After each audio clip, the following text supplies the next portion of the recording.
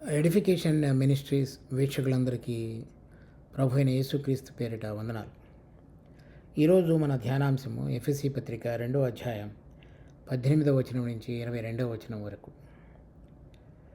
ఆయన ద్వారానే మనము ఉభయలము ఒక్క ఆత్మయందు తండ్రి సన్నిధికి చేరగలిగి ఉన్నాము. కాబట్టి మీరిక మీదట పరజనులను పరదేశులను అయి ఉండక పరిశుద్ధులతో ఏకపట్టణస్థులను దేవుని ఇంటివారును అయి ఉన్నారు. క్రీస్తు యేసే ముఖ్యమైన మూలరాయి అయి ఉండగా అపోస్తులను ప్రవక్తలను వేసిన పునాది మీద మీరు కట్టబడి ఉన్నారు. ప్రతి కట్టడమును ఆయనలో చక్కగా అమర్చబడి ప్రభువునందు పరిశుద్ధమైన దేవాలయం ఒకటకు వృద్ధి పొందుతున్నది. ఆయనలో మీరు కూడా ఆత్మ మూలముగా దేవునికి నివాస స్థలమై ఉండుటకు కట్టబడుతున్నారు. ప్రభువు మనకు ఈ వాక్యమును దీవించునుగాక. మొదటి అధ్యాయం ఆఖరి భాగంలో చివరి 2 వచనాలు, మరియు సమస్తమును ఆయన పాదముల క్రింద ఉంచి సమస్తము పైన ఆయనను సంఘమునకు శిరస్సుగా నియమించును. ఆ సంఘము ఆయన శరీరము, సమస్తమును పూర్తిగా నింపుచున్న వాని సంపూర్ణత అయి ఉన్నది. ఈ దేవుని యొక్క పరిపూర్ణత లేక సంపూర్ణత సంఘములో నివసించగలిగేటట్లుగా సంఘము ఆయన శరీరము, ఆయన శిరస్సుగా ఉండి క్రీస్తు ద్వారా రక్షించబడినటువంటి పరిశుద్ధులందరూ కూడా కలిసి సంఘముగా లేక శరీరముగా పిలువబడి ఉన్నారు. వారికి రాబోయే యుగములలో సమస్తమైన అధికారాన్ని తండ్రి అయిన దేవుడు అప్పజెప్పి ఉన్నాడు. అది నెరవేర్చబడటానికి మునుపు దేవుని యొక్క కార్యము ఏ విధంగా జరగబడుతుందో మనము 2వ అధ్యాయంలో చూస్తున్నాం. 2వ అధ్యాయంలో మొదటి 10 వచనాలలో మన అంతరంగ స్థితి ఏ విధంగా ఆత్మ సంబంధంగా చనిపోయి శరీరం యొక్కయు మనసు యొక్కయు కోరికలు నెరవేర్చుకుంటూ దేవుని దృష్టిలో చనిపోయిన వారంగా ఉన్న మనలను ప్రభువైన యేసుక్రీస్తుతో కూడా బ్రతికించి, అనగా ఆయన పునరుద్ధానుడై తిరిగి లేచినప్పుడు బ్రతికించి, ఆయన ఆరోహణమైనప్పుడు మనలను కూడా లేపి మరి పరలోక స్థలములలో ఆయనతో పాటుగా కూర్చుండబెట్టి ఉన్నాడు అనే విషయాలు మొదటి 10 వచనాలలో చూస్తున్నాం. తరువాత ఇశ్రాయేలీయుల దేవుడుగా పాత నిబంధనలో పిలువబడినటువంటి దేవుడు నూతన నిబంధనలో ఇశ్రాయేలీయులకు మనకు ఉన్నటువంటి ఆ మధ్య గోడను ఏ విధంగా ప్రభువైన యేసుక్రీస్తు యొక్క మరి శిలువ మరణం ద్వారా పడగొట్టి మరి ఇశ్రాయేలీయులను అన్యజనులను ఏక శరీరముగా చేసి ప్రభువైన యేసుక్రీస్తునందు ఒక నూతన పురుషునిగా సృష్టించి మనలను సంఘము లేక ఆయన శరీరము లేక ఆయన దేవాలయముగా ఆయన కట్టుచున్నాడు. ఈ విషయాన్ని మనం చదివినటువంటి ఈ 5 వచనాల్లో చూస్తున్నాం. ఈ 5 వచనాల్లో మొదటి అధ్యాయంలో చూసినప్పుడు మనము ఆయన శరీరముగా పిలువబడి ఉన్నాం. ఈ 2వ అధ్యాయం ఆఖరిలో మనం చూస్తున్నప్పుడు మనము ఆయనకు దేవాలయముగా లేక ఆయన పట్టణముగా పిలువబడుతున్నాం. ఈ వచనాలలో చెప్పబడినటువంటి కొన్ని అంశాలు మనము ధ్యానించి చూద్దాం. చూడండి, 18వ వచనంలో ఆయన ద్వారానే మనము ఉభయలము ఒక్క ఆత్మయందు తండ్రి సన్నిధికి చేరగలిగి ఉన్నాం. కనుక విశ్వాసులైన మనలను అన్యజనుడు అదేవిధంగా విశ్వాసం ఉంచినటువంటి యూదులను ఇద్దరినీ కూడా ఒక్క ఆత్మ ద్వారా తండ్రి సన్నిధికి చేరగలిగేటట్టుగా మరి చేయబడి ఉన్నాము. ఈ ఒక్క ఆత్మ చూడండి, కొరింథీయులకు రాసిన మొదటి పత్రిక 12వ అధ్యాయం 4వ వచనం, కృపావరములు నానా విధములుగా ఉన్నవి కానీ ఆత్మ ఒక్కడే. కనుక ఇక్కడ మనం చూస్తున్నటువంటి ఆత్మ మనందరికీ ఇవ్వబడినటువంటి వాడిగా ఉండి ఒక్క ఆత్మ ఇవ్వబడి ఉన్నాడు. తర్వాత ఈ ఆత్మ మనము బాప్తిజం పొందినప్పుడు ఏ విధంగా వ్యక్తిగతంగా మనలో నివసించడానికి మాత్రమే కాకుండా విశ్వాసులైన వారందరినీ కూడా దేవుని యొక్క జీవము కలిగిన బిడ్డలందరూ కూడా ఆ ఆత్మ చేత ఒకరుగా ఒక శరీరముగా ఒక దేవాలయముగా లేక దేవుని ఇంటివారుగా కలపబడేటువంటిది కూడా ఆత్మ యొక్క కార్యమైనది. కనుక బాప్తిజం తీసుకున్నప్పుడు జరిగినటువంటి 2 విషయాలు, ఒకటి ఆయన మనలో నివసించుట, 2 ఆయన మన మధ్యలో నివసించుట. ఆయన మనలో నివసించినప్పుడు మనకు అనుగ్రహించబడినటువంటి జీవాన్ని తీసుకొని ఆత్మ మనలో నడిపించేటువంటి నాయకుడిగా ఉంటాడు. తర్వాత ఆయన మన మధ్యలో నివసిస్తున్నప్పుడు మనందరిలో ఒక జీవము కలిగి ఉన్నాము కనుక ఒక తండ్రి ద్వారా జన్మించి ఉన్నాము కనుక ఆయన మనందరినీ కూడా ఏకముగా చేసి ఒక శరీరముగా లేక ఒక ఇంటివారముగా లేక ఒక ఆలయముగా కట్టబడేటువంటి ప్రక్రియను మన అందరిలో కూడా కలిసి ప్రారంభిస్తాడు. ఆ విషయాన్ని 1 కొరింథీ 12వ అధ్యాయం 13వ వచనంలో చూస్తాం. చూడండి, ఎలాగనగా యూదులమైనను గ్రీసు దేశస్థులమైనను దాసులమైనను స్వతంత్రులమైనను మనమందరము ఒక్క శరీరంలోనికి కింద భాగంలో దానికి ప్రక్కన ఇవ్వబడి ఉన్నది ఒక్క శరీరముగా ఉండుటకు అని రాయబడి ఉన్నది. లేక ఒక్క శరీరంలోనికి ఒక్క శరీరముగా ఉండుటకు ఒక్క ఆత్మయందే బాప్తిజము పొందితిమి. మన అందరము ఒక ఆత్మను పానం చేసిన వారమైతమే. శరీరం ఒక్కటే అవయవముగా ఉండక అనేకమైన అవయవములుగా ఉన్నది. కనుక ఈ ఆత్మ అంటే దేవుని యొక్క ఆత్మ మన అందరినీ కూడా ఒక శరీరముగా ఉండుటకు మనమందరము కూడా ఒక ఆత్మలో బాప్తిజం పొంది ఒక ఆత్మలో పానం చేసి ఆ విధంగా ఉండటం ద్వారా మనం ఒక శరీరముగా ఉండుటకు పిలువబడుతున్నాం. లేక ఆయన ఇంటి వారంగా చేయబడుతున్నాము. లేక ఆయన మనలో నివసించటానికి అనువైనటువంటి స్థావరంగా మనందరినీ పరిశుద్ధపరిచేటువంటి ప్రక్రియను పరిశుద్ధాత్మ దేవుడు మనందరిలో నివసించుతూ జరిగించేటువంటి వాడుగా ఉన్నాడు. ఇది ఆత్మ జరిగించేటువంటి కార్యము. అనేకమంది రకరకాలైనటువంటి ప్రణాళికల ద్వారా లేక అనేకమైనటువంటి బాహ్య రూపకమైనటువంటి కట్టడల ద్వారా అందరూ కూడా ఏకత్వంలోనికి రావాలనేటువంటి ప్రయత్నాలు మనిషి పరంగా జరిగిస్తేవారుగా ఉంటారు. కానీ ఈ ఆత్మ ఒక ఆత్మలోనికి బాప్తిజం పొందిన వారు, ఆ ఆత్మ చేత నడిపించబడుతున్నటువంటి అనుభవం కలిగిన వారు, ఆ ఆత్మలోది ప్రతిరోజు కూడా జీవమును తింటూ త్రాగుతూ ఉండేటువంటి వారు ఒక శరీరముగా నడిపించబడటం అనేటువంటిది సులభతరం.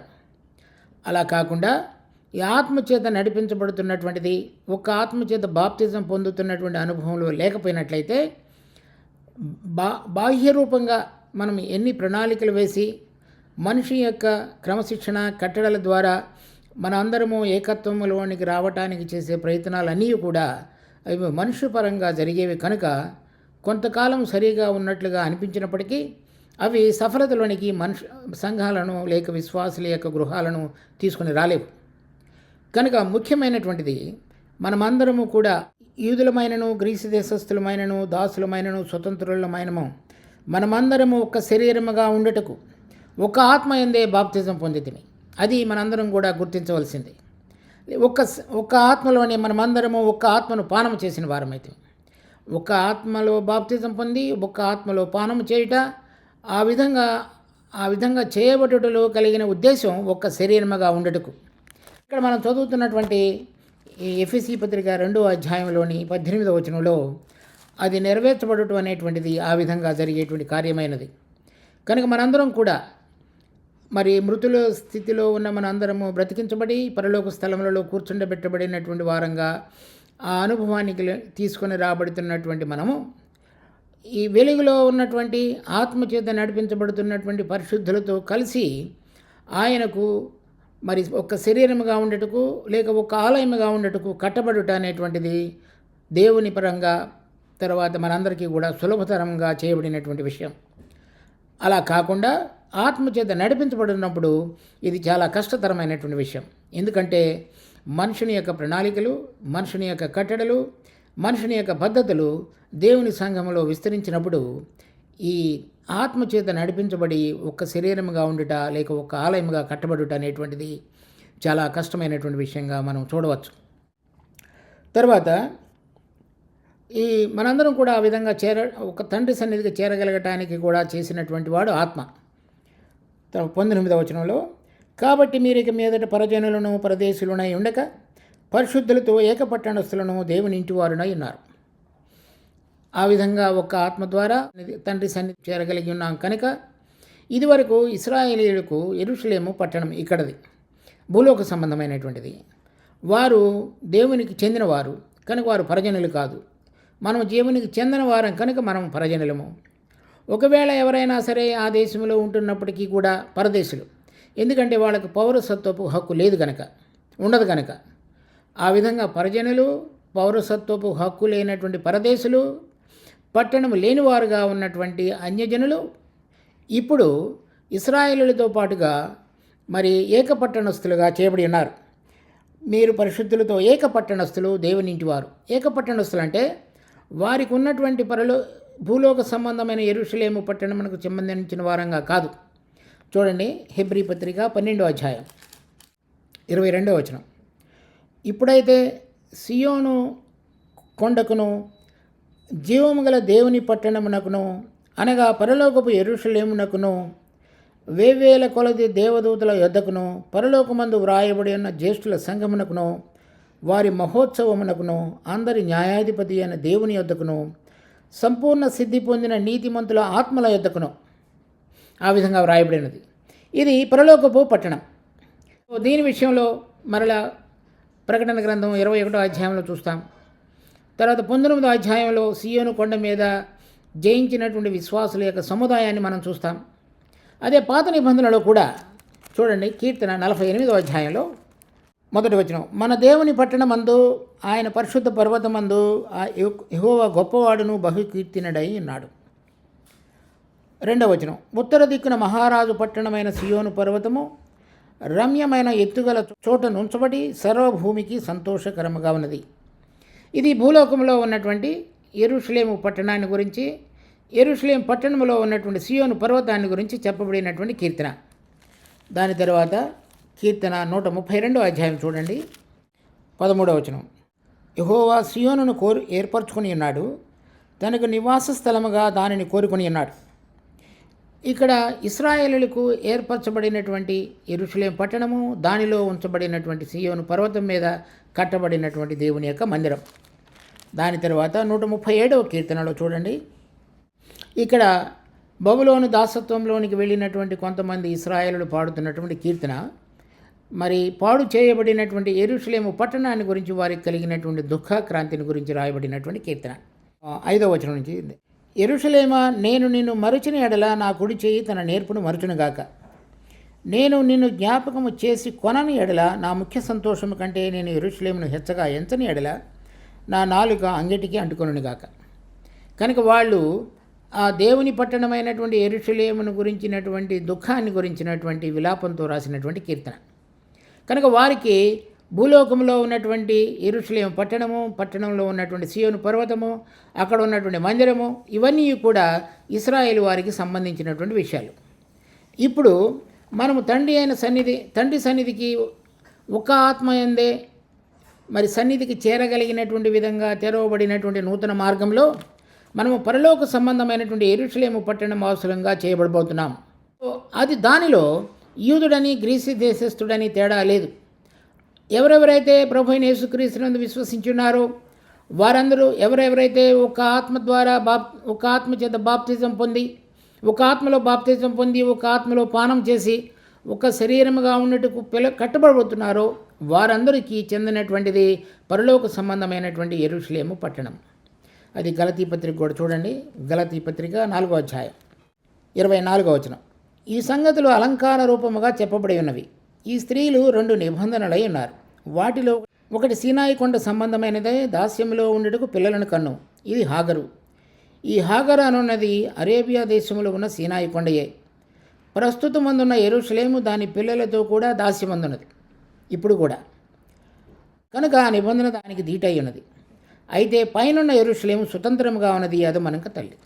ఇక్కడ చెప్పబడుతున్నటువంటి దేవుని పట్టణము ఏదైతే మనం హెబ్రీ పత్రిక 12వ అధ్యాయం 22వ వచనంలో చూచామో, అది పైనున్నది, అది మనకు తల్లి అని కూడా వ్రాయబడినది.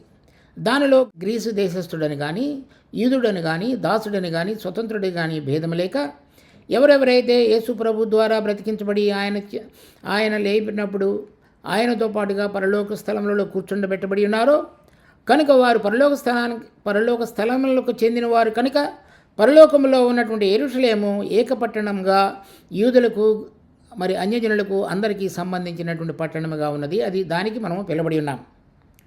తర్వాత చూడండి, ఎఫెసీ పత్రిక 2వ అధ్యాయం 20వ వచనం, క్రీస్తు యేసే ముఖ్యమైన మూలరాయి అయి ఉండగా అపోస్తలులను ప్రవక్తలను వేసిన పునాది మీద మీరు కట్టబడి ఉన్నారు.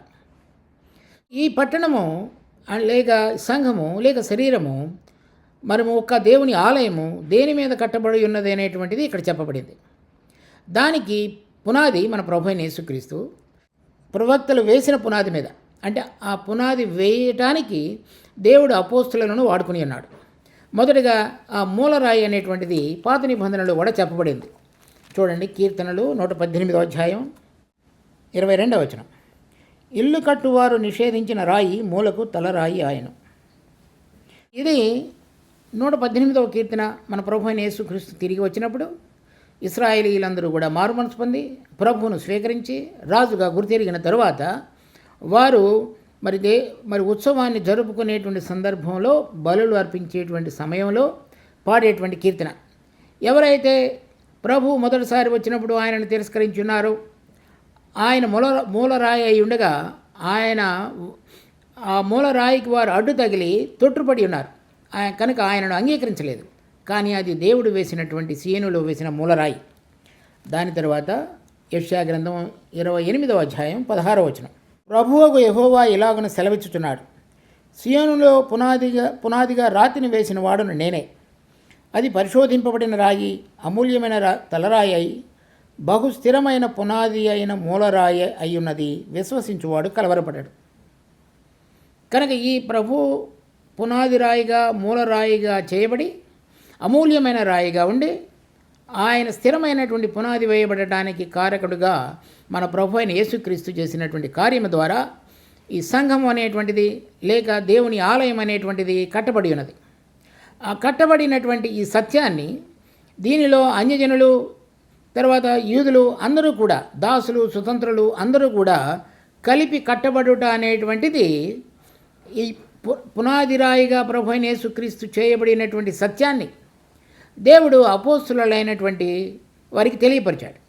వారు దానికి అనుగుణంగా ఈ మూలరాయి తలరాయి అయినటువంటి ప్రభు అయిన యేసుక్రీస్తు ద్వారా జరిగించబడినటువంటి కార్యం ఆధారంగా వారికి ఇవ్వబడినటువంటి ప్రత్యక్షతను బట్టి వారు బోధించడం ద్వారా దేవుని యొక్క ఆత్మ వినినటువంటి వారిలో ఈ కార్యాన్ని జరిగించి వారందరినీ కూడా ఈ పునాది రాయి అయిన యేసు ప్రభువు మీద ప్రత్యక్షతను పొందినటువంటి అపోస్తలులు బోధించడం ద్వారా ఆత్మ వారిలో పనిచేసినటువంటి గ్రహింపు కలిగిన కార్యాన్ని బట్టి ఈ సంఘము లేక శరీరము ఎక్కడెక్కడైతే సువార్త ప్రకటించారో అక్కడ దేవుడు దానిని లేవనెత్తినాడు, దాని మీద కట్టి ఉన్నాడు. చూడండి, యోహాను సువార్త 10వ అధ్యాయం 16వ వచనం. ఈ దొడ్డివి కాని వేరే గొర్రెలను నాకు కలవు, వాటిని కూడా నేను తోడుకొని రావలను. అవి నా స్వరము వినను, అప్పుడు మంద ఒకటియు గొర్రెల కాపరి ఒకటియు అగును. ఆ విధంగా యూదులు అన్యజనులు ఇద్దరిని కలిపి ఒక మందగా చేయబడి ఒక కాపరిగా చేయబడి ఆయన కాపరత్వం కింద ఒక ఆత్మ ద్వారా మనందరము కలిసి కట్టబడేటువంటి కార్యాన్ని గురించినటువంటిది ప్రభు మొదటగానే చెప్పినాడు. దాని తర్వాత అపోస్తుల కార్యము 1వ అధ్యాయం 8వ వచనం. ఆయనను పరిశుద్ధాత్మ మీ మీదకు వచ్చినప్పుడు మీరు శక్తిని పొందెదరు కనుక మీరు యెరూషలేములోను యూదయ సమరయ దేశముల అందంతటను భూదిగంతముల వరకును నాకు సాక్షుల ఎందురని వారితో చెప్పిన. యూదులు మస్సయ్య లేక క్రీస్తు యూదులకు సంబంధించినటువంటి వాడుగా మాత్రమే రాబోతున్నాడు అనేటువంటిది వారు విశ్వసించేవారు. కానీ దేవుని యొక్క ఏర్పాటు చొప్పున ఆ క్రీస్తు అందరి కొరకు రక్షకుడిగా ఈ లోకమునకు ప్రత్యక్షపరచబడి ఉన్నాడు. దానిని వారు అంగీకరించలేదు. కానీ ప్రభు చనిపోయి పునరుద్ధానుడై తిరిగి లేచిన తరువాత అపోస్తలులకు అగుపడినప్పుడు ఆయన వారితో చెప్పినటువంటి విషయాలు, మీరు యెరూషలేములో నిలిచి ఉండండి, 50వ రోజున పెంతెకోస్తు దినమున మీరు పరిశుద్ధాత్మ అనే వరమును పొందెదరు. ఆ వరమును పొందినప్పుడు మీరు శక్తిని పొందెదరు. ఆ శక్తిని బట్టి మీరు యూదయ సమరయ తర్వాత భూదిగంతముల వరకు నాకు సాక్షులైందరు. కనుక ఆ ఆత్మ వచ్చినప్పుడు వారికి తెలియపరచబడినటువంటి ప్రత్యక్షత ద్వారా యేసుక్రీస్తు మూలరాయిగా ఉన్నటువంటి పునాది మీద కట్టబడగలగటానికి వారికి ప్రత్యక్షత అనుగ్రహించబడుతుంది అని చెప్తున్నాడు. ఆ సాక్ష్యాన్ని చెప్పగలగటానికి పరిశుద్ధాత్మ ద్వారా వారు శక్తిని కూడా పొందగలుగుతారు. దాని తర్వాత 2వ అధ్యాయంలో పరిశుద్ధాత్మ దేవుడు వారి మీదకు వచ్చినప్పుడు దేవుడు ఏ విధంగా తన కార్యాన్ని ప్రారంభించున్నాడనే అంశాన్ని మనం చూస్తాం. ఆ రోజున 3000 మంది రక్షణ పొంది ఉన్నారు. దాని తర్వాత ఆ విధంగా వారందరూ కూడా కలిసి చక్కగా కట్టబడి ఉన్నారు.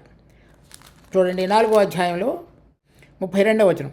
విశ్వసించిన వారందరూ ఏక హృదయమును ఏక ఆత్మయు గలవారయుండిరి.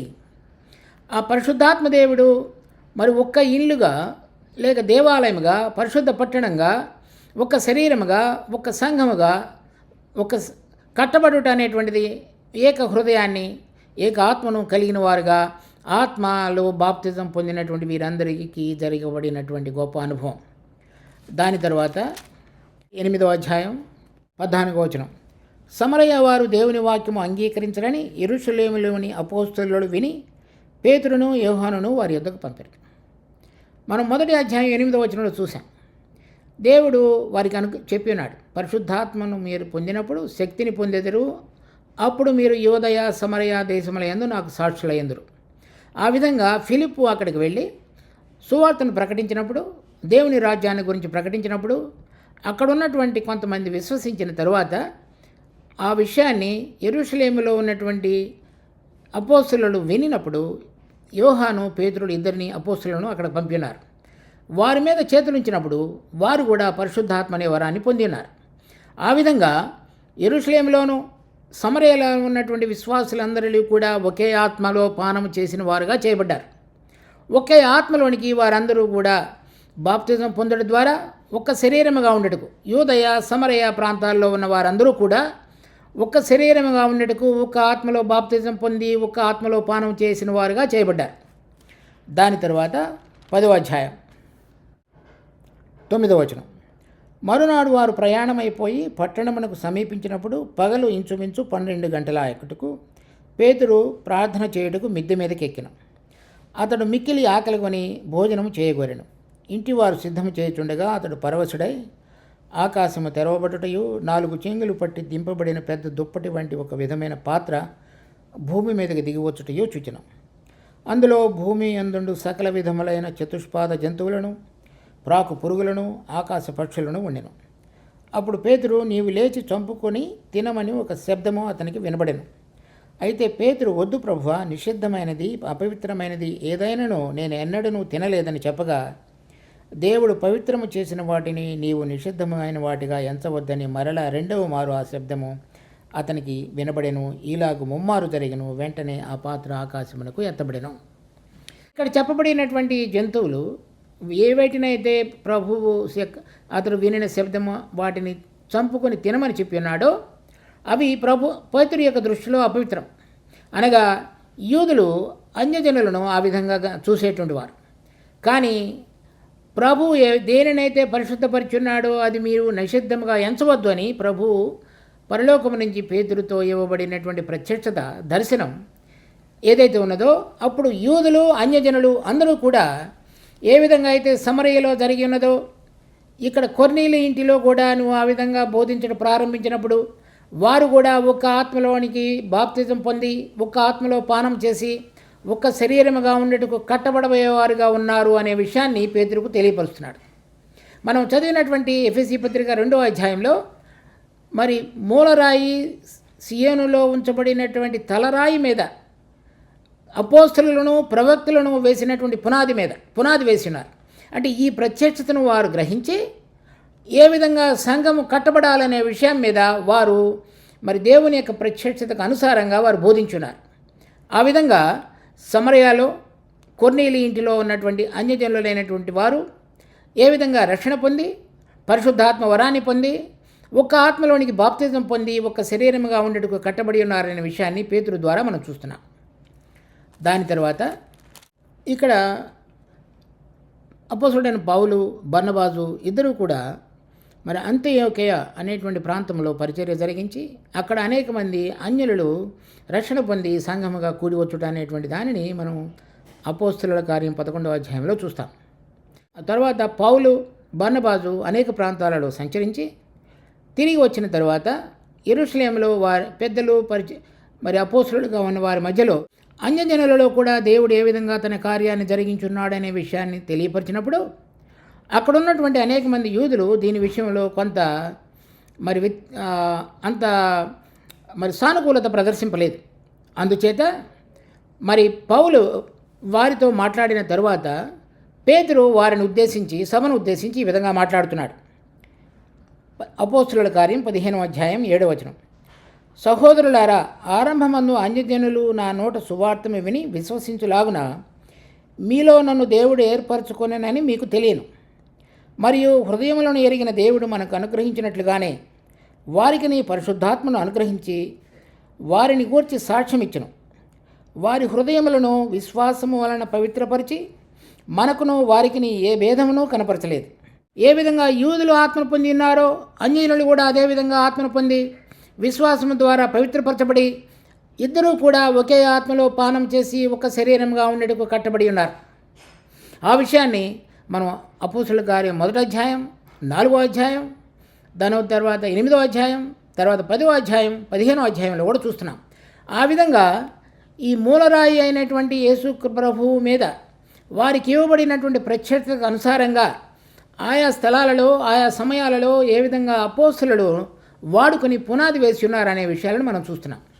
తర్వాత పౌలు విషయానికి వచ్చినప్పుడు అపోస్తలుల కార్యం 22వ అధ్యాయం 18వ వచనం. అప్పుడు ఆయన, నీవు త్వరపడి యెరూషలేమును విడిచి శీఘ్రముగా వెళ్ళుము, నన్ను గూర్చి నీవిచ్చు సాక్ష్యము వారు అంగీకరింపనని నాతో చెప్పాను. అందుకు నేను, ప్రభువా, ప్రతి సమాజ మందిరంలోనూ నీ యందు విశ్వసించు వారిని చెరసాలలో వేయుచు కొట్టుచు ఉంటునని వారికి బాగుగా తెలియను.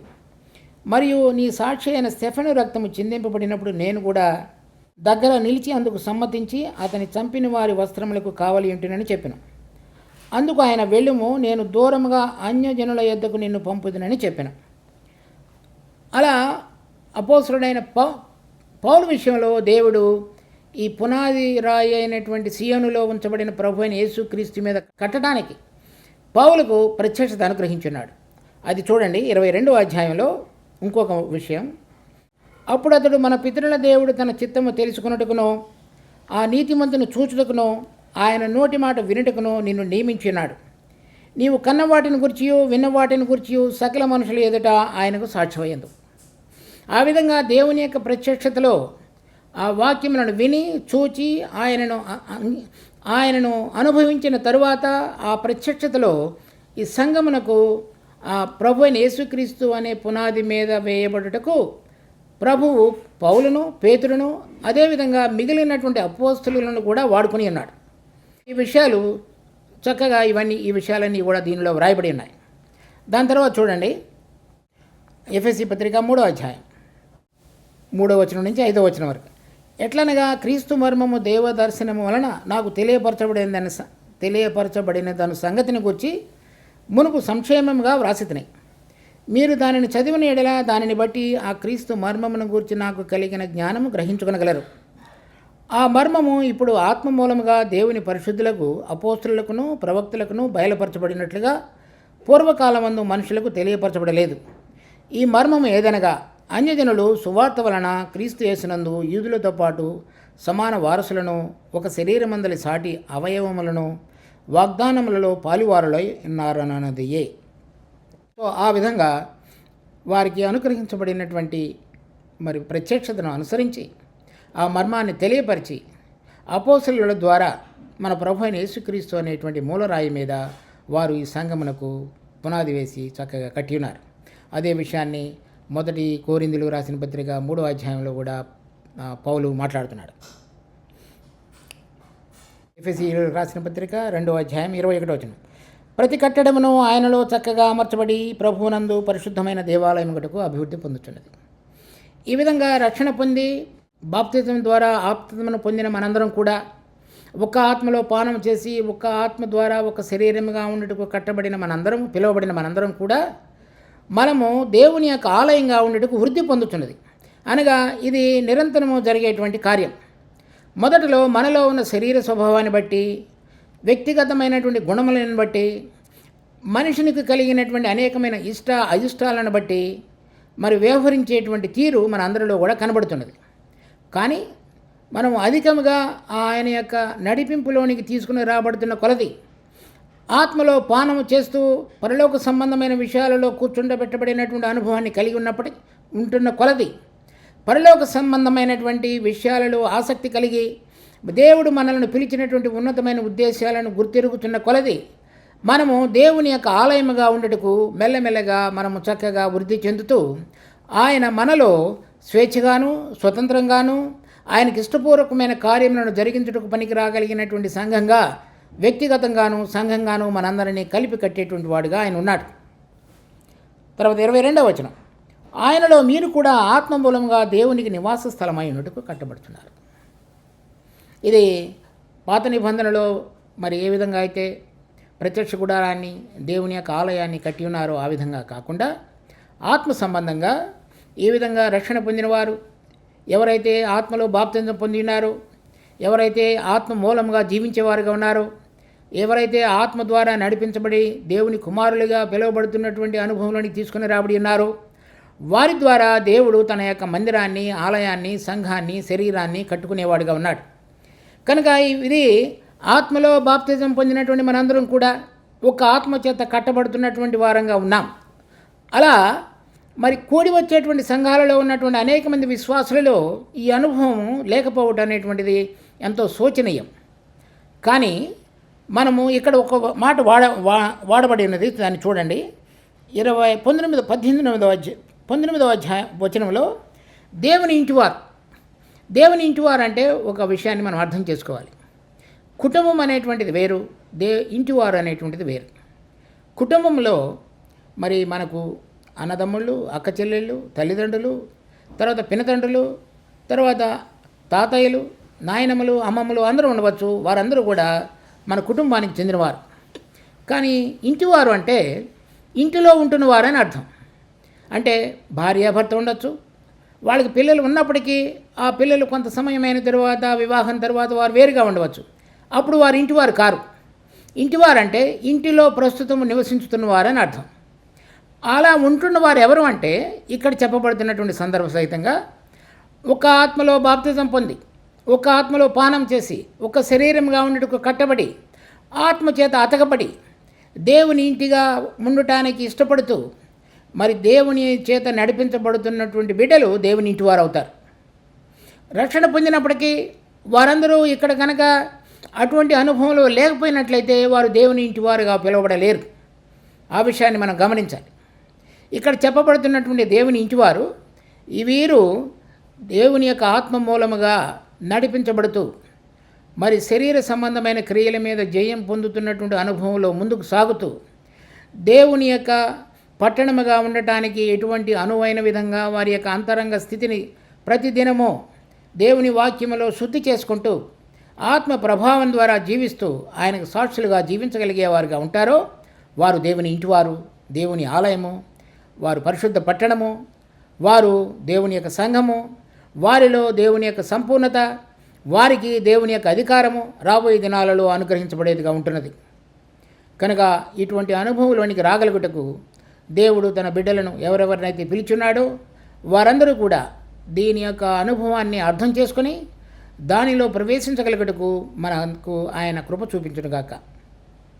ప్రార్థించుకుందాం. మా జీవం కలిగిన తండ్రి, మీకెంతో వందనాలు. ఇచ్చిన వాక్య భాగాన్ని బట్టి కూడా స్తుతి స్తోత్రాలు. దీని యొక్క అనుభవంలోనికి మేము రాగలిగి జీవించగలుగుటకు కావలసిన కనికరాన్ని మా అందరికీ అనుగ్రహించండి. ఈ విధంగా ఈ వాక్యం యొక్క నిజమైనటువంటి రుచిని, అనుభవాన్ని కలిగి అనేక మందికి సాక్షులంగాను మీకు ఇష్టకరమైన విధంగా జీవించగలుగుతున్నట్లుగా సహాయపడమని కోరుతూ రక్షకుడైన యేసునామమున అడుగుతున్నాం తండ్రి. ఆమేన్.